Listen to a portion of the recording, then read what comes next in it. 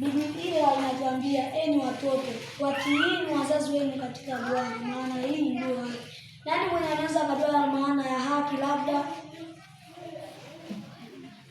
haki ni kila mtoto yeyote yule anaweza akapewa. Hata mtoto asiyekuwa na wazazi ni mtoto yule ambaye haki anapaswa kupewa.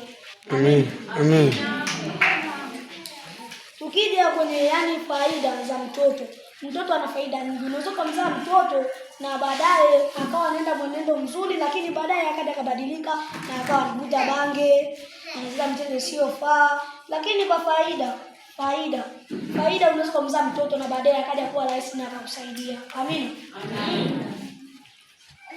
Basi tunaenda kusoma kitabu cha Isaya 30 mstari wa kwanza. Pata kusoma.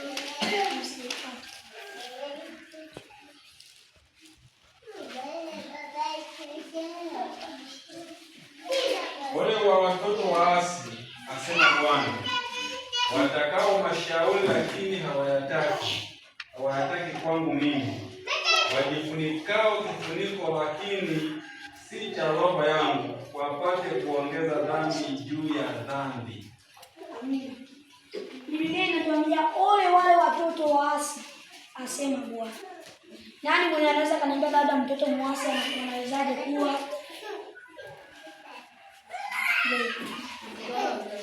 Kana wazazi wengine. Amen. Tuseme sote kutukana wazazi. Ni mtu yule ambaye heshimu kila mtu anayemuona, iwe mdogo, iwe mkubwa, iwe ni mtu mwenye amemzidi umri. Amen. Amen.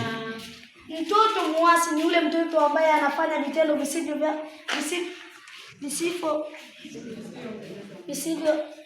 visivyompendeza Mungu na wala visivyofaa kwa jamii. Amen. Amen.